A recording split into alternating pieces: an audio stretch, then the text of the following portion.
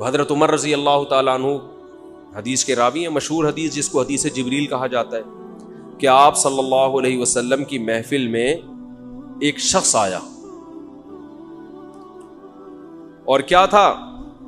شدید بیاض الثیاب، انتہائی سفید کپڑے اس شخص نے پہنے ہوئے، شدید سواد الشعر، انتہائی سیاہ بال، لا یرا علیہ اثر السفر ولا یعرفہ منا احد۔ کتنی عجیب بات ہے، کہہ رہے ہم میں سے کوئی اسے جانتا بھی نہیں تھا لیکن اس پہ سفر کے کوئی آثار تھے بھی نہیں۔ تو بہت عجیب سی بات ہے یا نہیں ہے کہ ایک بندے کے اتنے سفید کپڑے، جبکہ وہ اس محلے کا بھی نہیں، کیونکہ پہلے تو اونٹوں پہ پیدل آتے تھے نا، تو بھائی میلے کپڑے ہوتے ہیں، ہم کہتے ہیں پتہ نہیں کہاں سے آیا ہوگا، مصر سے آیا ہوگا، شام سے آیا ہوگا، کہیں سے آیا ہوگا۔ وہ لوگ تو سب ایک دوسرے کو جانتے تھے، جیسے گاؤں میں جانتے، صدیوں سے اکٹھے رہ رہے ہیں، لیکن کپڑوں کی سفیدی سے لگ رہا ہے بھائی مقامی آدمی ابھی نہا دھو کے آیا ہے، مگر ہم میں کوئی اس کو جانتا نہیں ہے، اور ایسا جوان کہ اس کے انتہائی سیاہ بال، اور نبی سے اتنی بے تکلفی کا اظہار جیسے کوئی پرانا دوست ہو، حتی اسند رکبتیہ الی رکبتی ووضع کفیہ علی فخذی، اپنے گھٹنے نبی کے گھٹنوں کے ساتھ ملا دیے، ایسے دو زانوں چپک کے بیٹھ گیا، اور اپنے ہاتھ اپنی یا نبی کی ران مبارک پہ رکھ دیے۔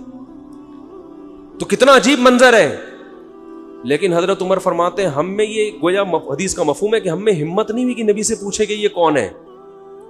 بھائی دیکھ رہے ہیں بس جو بھی منظر ہے دیکھتے رہو، ہو کیا رہا ہے بھائی، نبی جب نہ اس کو ڈانٹ رہے ہیں نہ اسے کچھ کہہ رہے ہیں، ہوگا کچھ ہمیں نہیں پتا۔ اور پھر آگے کیا فرماتے ہیں کہ نبی سے سوال پوچھا، یا محمد اخبرنی عن الاسلام، آپ مجھے بتاؤ اسلام کیا ہے۔ تو آپ صلی اللہ علیہ وسلم نے بتانا شروع کیا، الاسلام ان تشہد ان لا الہ الا اللہ وان محمد رسول اللہ۔ سب صحابہ بیٹھے ہوئے ہیں، سب یہ منظر دیکھ رہے ہیں، مگر کسی کی ہمت نہیں ہے کہ وہ نبی کی مجلس میں پوچھ لیں۔ چپ کر کے دیکھتے رہو کیا ہو رہا ہے۔ ہم ہوتے 20 دفعہ ہم درمیان میں پہلے اس کو گریبان سے پکڑ کے باہر نکالتے ہیں، تو ہے کون، کس سے پوچھ کے آیا ہے، اور تو پہلے بتا، تو تیرے کپڑوں پہ نہ کوئی اثر ہے، جن تو نہیں ہے کہیں۔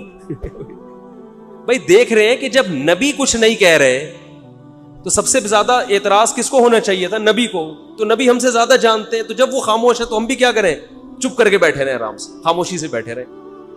اور پھر کتنا عجیب منظر کہ گھٹنے نبی کے گھٹنوں مبارک کے ساتھ ملا کے پوچھ رہے ہیں کہ اخبرنی عن الاسلام، آپ بتاؤ مجھے اسلام کیا ہے۔ تو آپ نے فرمایا اسلام یہ ہے کہ گواہی دو کہ اللہ کے سوا کوئی عبادت کے لائق نہیں، اور محمد صلی اللہ علیہ وسلم اللہ کے بندے اور رسول ہیں، وَتُقِيمَ الصَّلَاةَ وَتُؤْتِيَ الزَّكَاةَ وَتَصُومَ رَمَضَانَ وَتَحُجَّ الْبَيْتَ إِنِ اسْتَطَعْتَ إِلَيْهِ سَبِيلًا، رمضان زکات دو، رمضان کے روز نماز قائم کرو، زکات دو، رمضان کے روزے، اور استطاعت ہے تو حج کرو۔ فرماتے ہیں اس نے کہا صدقتا، اے محمد آپ نے سچ کہا۔ حضرت عمر کہتے ہیں ہمیں اور عجیب، فعجبنا یسألہ ویصدقہ، بھائی سوال بھی پوچھ رہا ہے اور خود ہی کہہ رہا ہے سچ کہا، یہ تو امتحان لینے کے لیے آیا ہے، اور امتحان کس کا ہو رہا ہے؟ معاذ اللہ پیغمبر صلی اللہ علیہ وسلم کا۔ بھائی جو سوال پوچھتا ہے وہ یہ تو نہیں کہتا کہ آپ نے جواب بالکل صحیح دیا ہے، اس کا مطلب آپ کو تو پہلے سے پتا تو پوچھ کیوں رہے ہیں ہم سے۔ لیکن کسی صحابی میں یہ ہمت نہیں ہو رہی کہ نبی کے محفل میں سوال پوچھیں کہ یا رسول اللہ جب یہ پوچھا کیوں اس نے، یہ تو معاذ اللہ آپ کا امتحان لینے آیا گویا۔ پھر اس نے پوچھا، جبریل، وہ بعد میں پتا چلا وہ فرشتے جبریل علیہ السلام تھے، پھر پوچھا کہ مل ایمان کیا ہے، مل ایمان، تو انہوں نے آپ صلی اللہ علیہ وسلم نے فرمایا ایمان یہ اللہ پر، اس کی کتابوں پر، اس کے رسولوں پر، اس کے فرشتوں پر، آخرت کے دن پر، تقدیر پر ایمان لایا جائے۔ صدقتا، سچ کہا۔ پھر انہوں نے پوچھا کہ احسان کیا ہے، پھر آپ نے فرمایا ان تعبد اللہ کأنک تراہ فإن لم تکن تراہ فإنہ یراک، اللہ کی ایسے عبادت کرو جیسے تم دیکھ رہے ہو، کیونکہ وہ تو تمہیں دیکھ رہا ہے۔ صدقتا، اس نے کہا بالکل سچ کہا۔ کہا متی الساعہ، قیامت کب آئے گی؟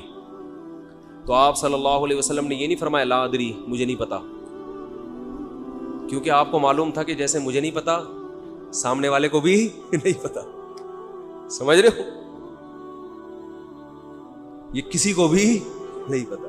تو یہاں آپ نے جواب میں یہ نہیں کہا مجھے معلوم نہیں ہے، بلکہ آپ نے بتا دیا کہ جیسے تمہیں معلوم نہیں ہے، یہاں تم صدقتا نہیں کہہ سکتے، جیسے مجھے معلوم نہیں ہے تمہیں بھی، اس لیے آپ نے فرمایا مل مسئول عنہا بأعلم من السائل۔ عربی بڑی خاندانی زبان ہے، خدا کی قسم عربی جو ہے نا بڑی پیاری زبان ہے، کسی کو صحیح آتی ہو تو عربی کی بلاغت کا عربی میں ہی مزہ ہے. مل مسئول عنہا بأعلم من السائل، جس سے پوچھا جا رہا ہے وہ پوچھنے والے سے زیادہ نہیں جانتا. جس سے پوچھا جا رہا ہے وہ پوچھنے والے سے زیادہ نہیں جانتا. قرآن کی بعض آیتیں ایسی وجد والی ہیں نا کہ مزہ آتا ہے ان کو پڑھنے میں. جو موسیٰ علیہ السلام کو اللہ نے کہا تھا نا قلنا لا تخف انک انت الاعلی، اس کا اردو میں ترجمہ نہیں بنتا. موسیٰ علیہ السلام کے سامنے جب جادوگر تھے نا تو جادوگروں نے ہزاروں لاٹھیاں پھینکی، سانپ بن کے حضرت موسیٰ کی طرف دوڑنے لگی. قرآن کہہ رہے فَأَوْجَسَ فِي نَفْسِهِ خِیفَةً مُوسیٰ، موسیٰ نے دل میں کیا محسوس کیا؟ خوف. دیکھو قرآن کے الفاظ یہ نہیں ہے کہ موسیٰ گھبرانے لگے، کیونکہ اگر گھبرانے لگتے نا دشمن پہ روب ختم ہو جاتا، دشمن کہتا ہار گئے. قرآن دل کی کیفیت بیان کر رہے. موسیٰ نے گویا اپنے ظاہر پہ کنٹرول کیا ہوا تھا، سمجھ رہے؟ ظاہر پہ کیا کیا ہوا تھا حضرت موسیٰ علیہ السلام نے؟ کنٹرول کے مجھے بالکل گھبراہٹ نہیں ہے. لیکن قرآن دل کی کیفیت بیان کر رہا ہے، دل میں کیا تھا؟ خوف. یہ بلاغت ہے. فَأَوْجَسَ فِي نَفْسِهِ، خَافَ موسیٰ نہیں ہے، موسیٰ خوفزدہ ہو گئے. اس لیے ہم کہتے ہیں نا فلاں خوفزدہ ہو گیا، تو اس سے یہ متبادر ہوتا ہے کہ یعنی دیکھنے میں ایسا لگ رہا تھا کیا ہو گیا، اس خوف کے آثار دل سے کہاں آئے؟ جسم پہ. حضرت موسیٰ نے اپنے اوپر کنٹرول کیا کہ یہ اتنا بڑا مقابلہ ہو رہا ہے اسلام اور کفر کا، ایمان اور کفر کا، کہ اگر میں گھبرانے لگا